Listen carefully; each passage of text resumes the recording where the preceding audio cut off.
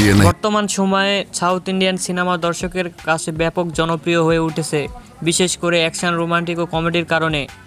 আজকে আমরা জানতে চলেছি সালার সিনেমার কিছু অজানা তথ্য।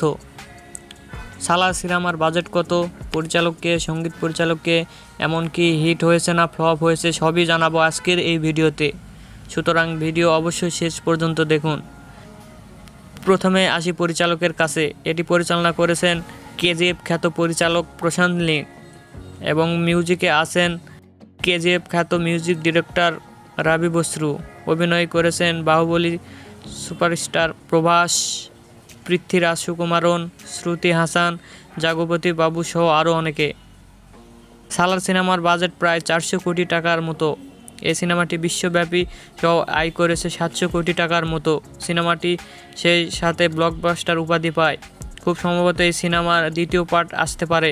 আপনাদের কি মনে হয়? ভিডিও ভালো লাগলে অবশ্যই লাইক দেবেন এবং সাবস্ক্রাইব করতে ভুলবেন না। দেবা